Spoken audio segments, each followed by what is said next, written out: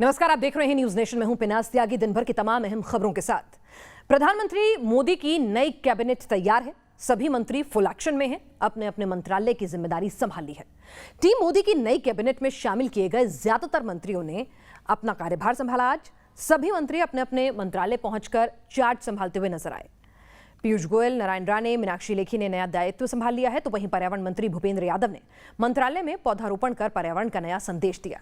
इसके अलावा किरण रिजिजू और अश्विनी वैष्णव ने भी मंत्रालय पहुंचकर अपनी जिम्मेदारी ली।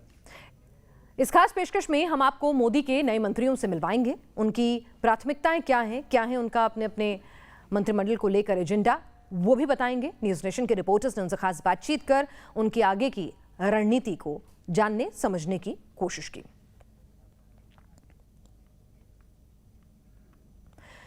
तो इस कड़ी में हम आपको मोदी कैबिनेट से मिलवा रहे हैं। सबसे पहले आपको मिलवाते हैं विदेश राज्य मंत्री मीनाक्षी लेखी से। नई दिल्ली से सांसद मीनाक्षी लेखी ने विदेश राज्य मंत्री के तौर पर कार्यभार संभाल लिया है। विदेश राज्य मंत्री के तौर पर मीनाक्षी लेखी का क्या प्लान है, क्या रणनीति है, न्यूज नेशन संवाददाता ने उनसे खास बातचीत की। मीनाक्षी जी, आपको संस्कृति के साथ विदेश की भी जिम्मेदारी दी गई है, किस रूप में देखती हैं? देखिए, संस्कृति और विदेश नीति दोनों पूरक हैं एक दूसरे के, और क्योंकि वो पूरक हैं एक दूसरे के, तो मुझे लगता है कि एक ही दूसरे का एक्सटेंशन है। भारत की पहचान दुनिया में हो और दुनिया से आने वाली अच्छी चीज़ें भारत में आए, और इसके लिए जो भी करना पड़े वो किया जाना चाहिए। और मुझे लगता है कि जो काम सौंपा है सरकार ने हम पर विश्वास करके, वो हम सभी लोग बहुत ईमानदारी से पूरा करेंगे। लंबे वक्त से मैंने आपको देखा है, मैं आपको जानता भी हूँ, सांसदी के तौर पे लगातार आप एक्टिव, चाहे कनाट प्लेस की बात हो, चाहे हर जगह आप एक्टिव रही हैं। संस्कृति मंत्रालय में किस तरीके से आप एक्टिव रहने वाली, क्या प्राथमिकता आपकी होगी? अभी मैं प्लान है नहीं तो कुछ डिस्क्लोज क्या करूँगी, लेकिन ये ज़रूर कहूँगी कि जो भी ओथ ली है और ओथ का एक एक शब्द सच होगा और सच करके हम दिखाएंगे। प्रधानमंत्री नरेंद्र मोदी विदेश नीति पर बहुत ज़्यादा ध्यान देते हैं और आपको जिम्मेदारी भी विदेश राज्य मंत्री की दी गई है।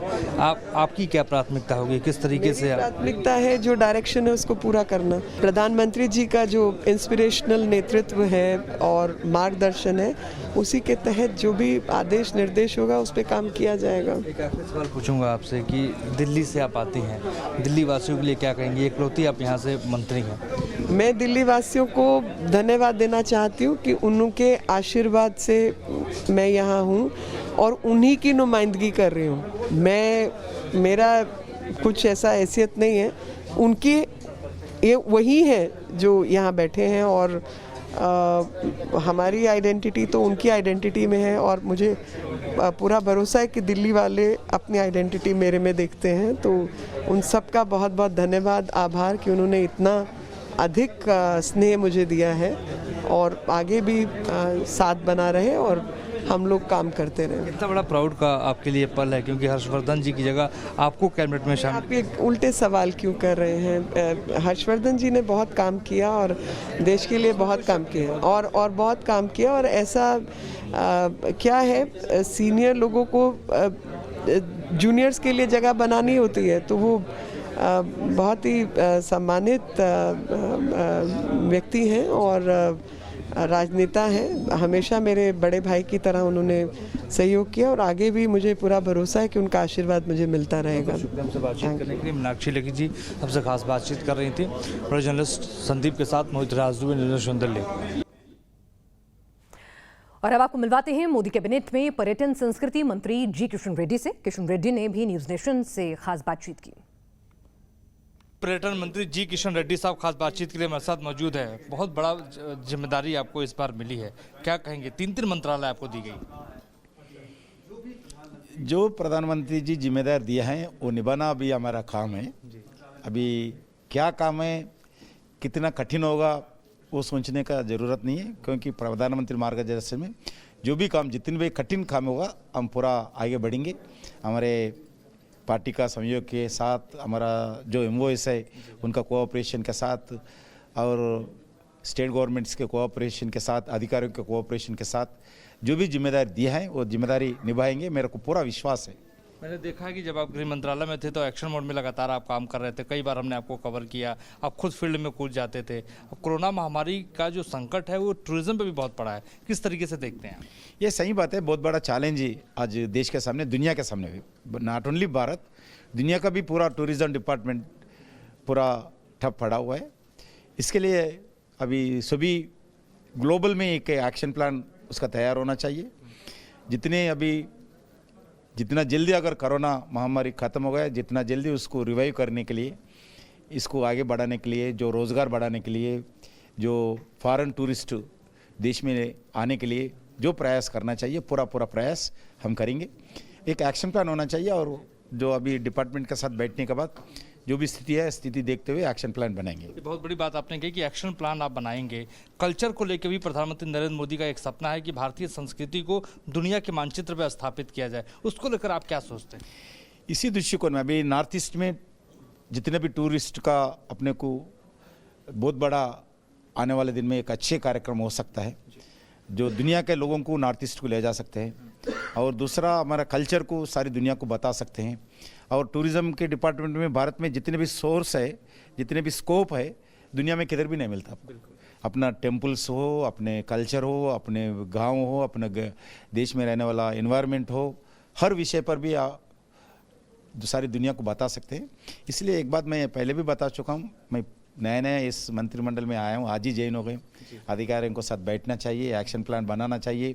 उस एक्शन प्लान को प्रधानमंत्री जी का क्या सोच है, सोच को जोड़ना चाहिए। उनका मार्गदर्शन पर, उनके निर्देश पर जरूर हम जितना जल्दी हो सकते हैं उतना जल्दी दुनिया के साथ मिलजुल कर ये टूरिज्म डेवलपमेंट में, टूरिज्म विकास में, टूरिज्म के जो डिपार्टमेंट का रिवाइव है वो रिवाइव करेंगे। एक और बहुत बड़ा मंत्रालय आपको मिला है, नॉर्थ ईस्ट का विकास। प्रधानमंत्री नरेंद्र मोदी चाहते हैं कि नॉर्थ ईस्ट में विकास इस तरीके से किया जाए कि जन जन तक वो विकास पहुंचे। जिम्मेदारी आपके कंधों पे है। गृह मंत्रालय में जब थे तब भी आपके पास वो जिम्मेदारी थी। सही बात है, मैं 2 साल नॉर्थ ईस्ट का जो होम मिनिस्टर की तरफ से नॉर्थ ईस्ट अफेयर्स का काम देखता था।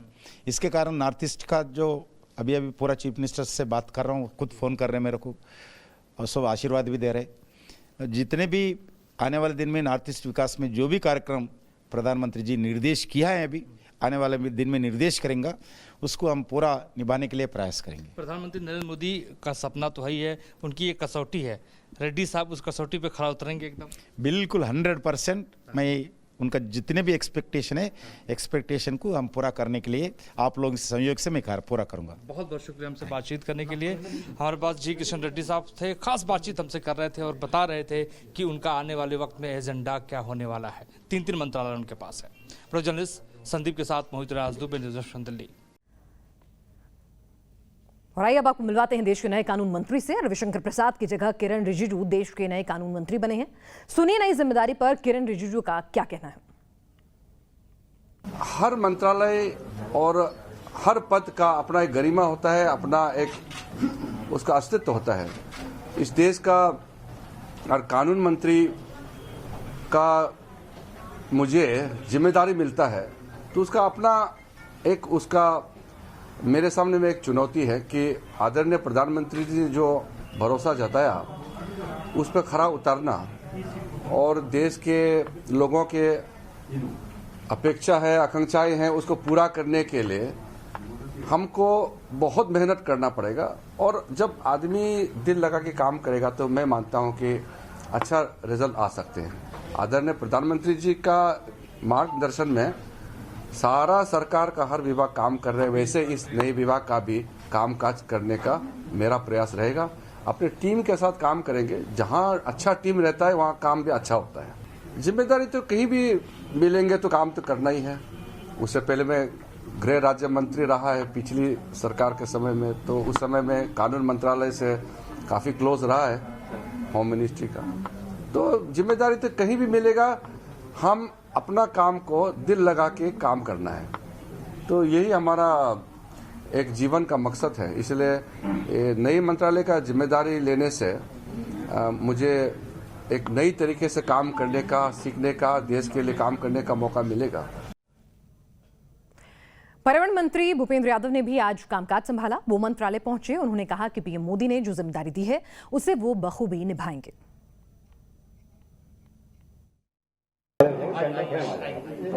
मैं अभी श्रम मंत्रालय का भार ग्रहण करके आया हूं और अभी मैं पर्यावरण, वन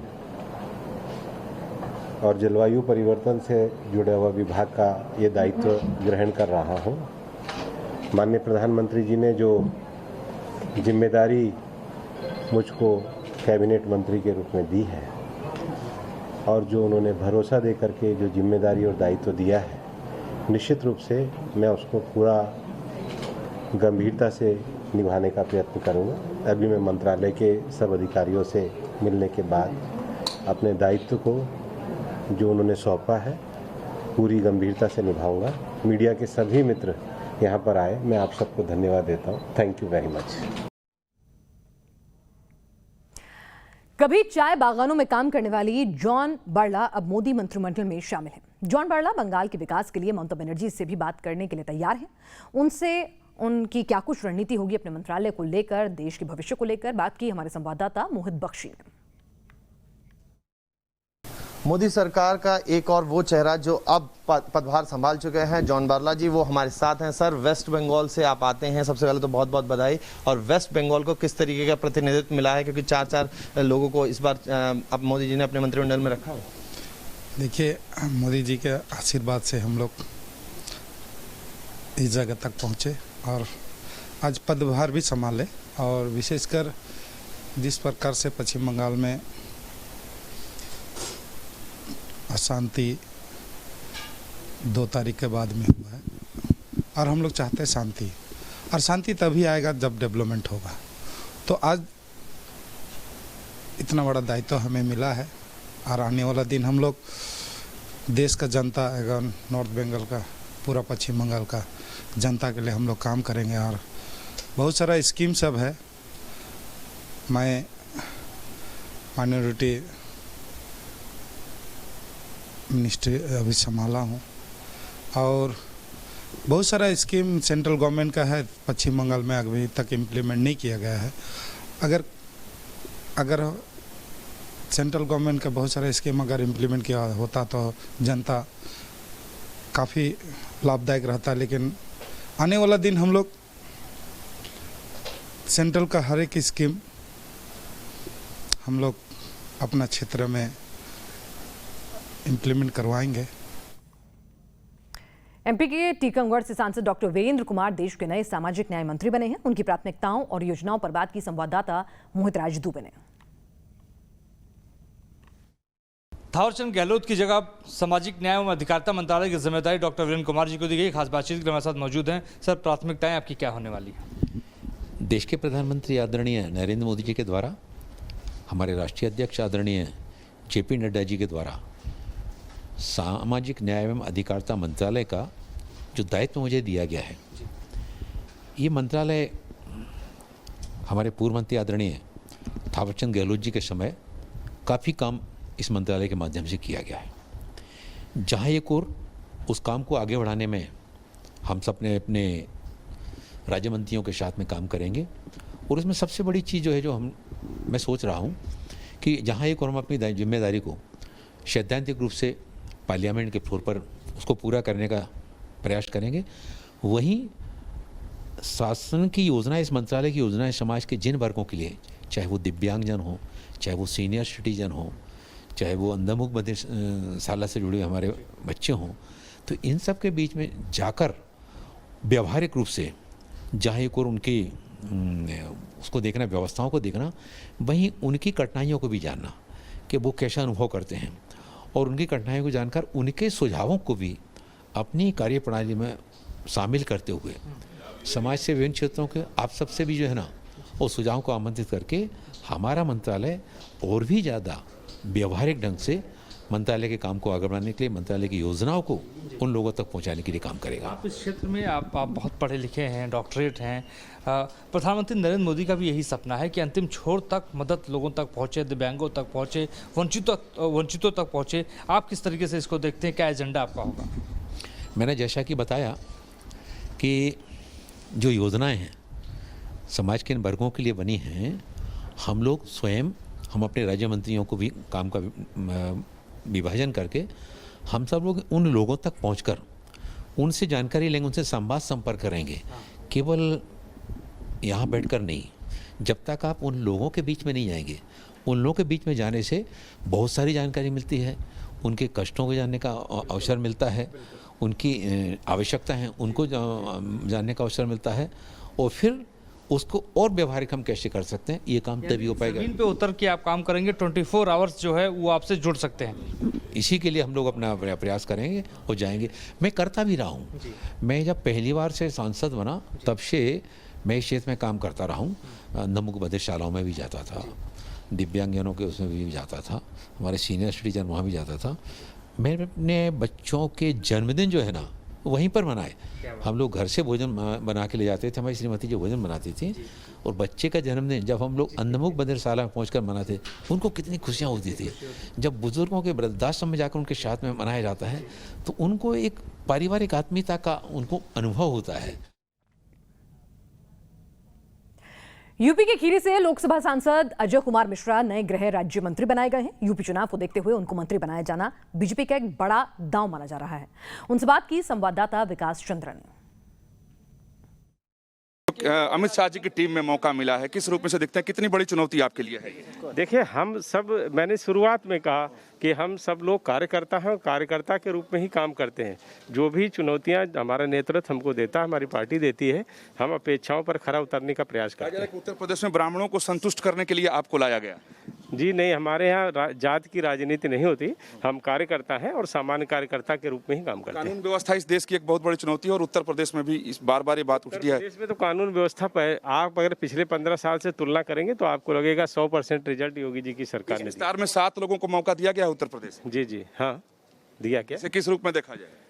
हमारा जो शेयर है हमको दिया गया है 43 में 7 छिंग 42 है, और अगर 150 करोड़ आबादी हो तो 25 करोड़ की आबादी है यूपी की। अजय मिश्रा जी हमारे साथ हमारा शेयर है वो दिया गया है। बीजेपी ऑफिस में नवनियुक्त मंत्रियों के आने का सिलसिला जारी है। सुबह से सारे जो नवनियुक्त मंत्री हैं वो आ रहे हैं और अंदर डॉक्टर श्यामा प्रसाद मुखर्जी और दीनदयाल उपाध्याय की जो मूर्ति है वहाँ पर माल्यार्पण कर रहे हैं। फिर जाकर के संगठन महामंत्री के साथ और बीजेपी के नेताओं के साथ और अध्यक्ष के साथ ये मुलाकात कर रहे हैं। एक एक कर मंत्री आ रहे हैं और यहीं पर माल्यार्पण करने के बाद जाकर के पार्टी नेतृत्व से मिल रहे हैं। हालांकि सभी पहले मंत्रियों को पहले से इसकी सूचना दे दी गई थी कि मोदी कैबिनेट में उत्तराखंड से झपट को शामिल किया गया है। उन्हें रक्षा और पर्यटन विभाग में राज्य मंत्री बनाया गया है। उनसे बात की संवाददाता मोहित राज दुबे ने। पर्यटन राज्य मंत्री अजय भट्ट साहब खास बातचीत के लिए हमारे साथ मौजूद है। उत्तराखंड से आप आते हैं, क्या प्राथमिकताएं आपकी होंगी? शपथ भी ले लिया आपने, चार्ज भी ले लिया। प्राथमिकताएं तो चाहे पर्यटन हो और चाहे अन्य विभाग, जिसका भी जो चार्ज ले रहे हैं उनकी पहले से तय है कि वो और आगे और तेज़ी से गति पकड़े और हम उसकी चरम सीमा तक उसको ले जाएं जनहित में। ये प्राथमिकताएं पहले से तय हैं, उसी पर हम लोग तेज़ी से काम करेंगे। देखा है कि लगातार टूरिज्म के सेक्टर में कोरोना महामारी की वजह से बहुत ज़्यादा समस्याएं उत्पन्न हुई हैं। किस तरीके से आपका रोड मैप? बहुत कठिनाई है। हमारे होटल बंद हो गए कई जगहों पर, 4 धाम में, उत्तराखंड में तो, और जो छोटे छोटे चाय या फिर चाट, समोसे इत्यादि बेचते थे, इस टाइप से आगे बढ़ते थे, उनकी दिक्कतें आ गई हैं। रिक्शा चालक है और छोटी मोटी जो 3 व्हीलर चालक हैं या नाव चलाने वाले हैं, उनके सामने रोजी रोटी की समस्या आई है। उसके निदान के लिए सरकारों ने बहुत कुछ उपाय भी किए हैं और कुछ ताकि वो भूखे न मरें ये व्यवस्था भी करी है। फ्री में अनाज भी देना प्रारंभ किया है, धनराशि भी अवमुक्त करा रहे हैं उनके फेवर में। तो धीरे धीरे जो कैपेसिटी में है, जिससे लोगों को जो अपनी परिधि में है उसको सरकार बहुत अच्छी तरह से कर रही है। और किसको क्या किया जा सकता है, ये दैवी कृत्य है, हमारे हाथ की तो बात है नहीं। अगर किसी को ये पता होता कि इस समय ऐसी स्थिति आ रही है तो और अधिक तैयारी करते, और तैयारी करके भी क्या करते। जब आ ही रहा है, इतनी तैयारी के बावजूद भी कई लोग हमारा साथ छोड़ के चले गए हैं। अब ईश्वर की कृपा से धीरे धीरे ये कम हो रहा है। यही प्रार्थना की जा सकती है कि तीसरी लहर ना आए, और उसके लिए पूरी तैयारी हमारी सरकारों ने करी हुई है। माननीय मोदी जी के नेतृत्व में बहुत अच्छी तैयारियां चल रही हैं हर क्षेत्र में। महाराष्ट्र से आने वाले राव साहब दानवे पाटिल को रेल राज्य मंत्री बनाया गया है। उन्होंने कहा कि बुलेट ट्रेन का सपना जल्द ही साकार होकर रहेगा। उनसे बात की हमारे संवाददाता विकास चंद्रा ने। रेल राज्य मंत्री पाटिल साहब हमारे साथ हैं, बात करते हैं। सर, न्यूज़ नेशन में स्वागत है आपका।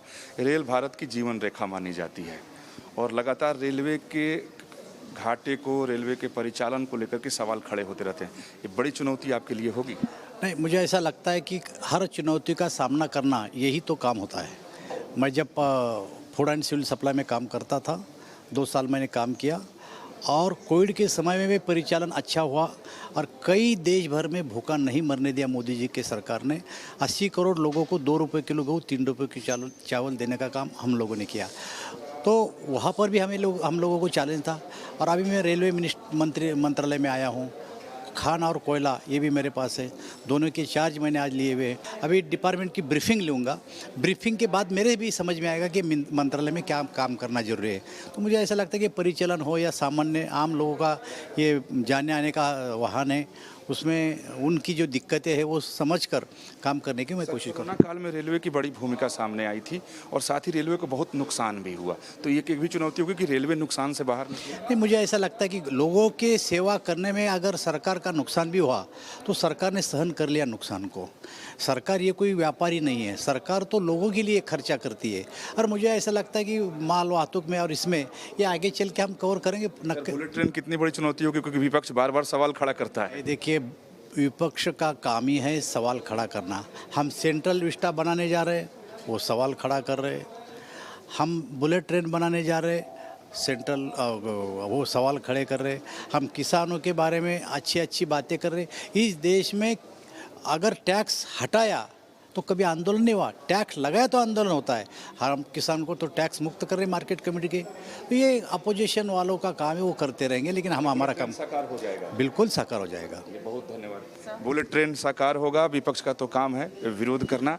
चुनौती बड़ी है लेकिन मोदी जी पर भरोसा है, काम अच्छा होगा। वीडियो सुबह के साथ विकास चंद्र, न्यूज़ नेशन, दिल्ली। और अब बात आपके पसंदीदा शो देश की बहस की। और देश की बहस में आज का सवाल है, नंबर 1, कोरोना की नई चुनौतियों को कैसे संभालेंगे नए टीम मोदी। नंबर 2, घाटी में कैसे आतंकवाद की कमर टूट रही है। और नंबर 3, महंगाई की मार पर कैसे होगा प्रहार। आप जिस ऑप्शन पर चाहते हैं देश की बहस देखना जिस मुद्दे पर, उसे चुने वोटिंग के जरिए। www.newsnation हमारे मोबाइल ऐप पर जाइए। साथ ही आप हमें ट्विटर हैंडल पर भी अपना चुनाव करके भेज सकते हैं, फेसबुक पेज पर भी, और व्हाट्सएप भी कर सकते हैं अपनी राय। 9711002266 ये हमारा व्हाट्सएप नंबर है। 9711002266।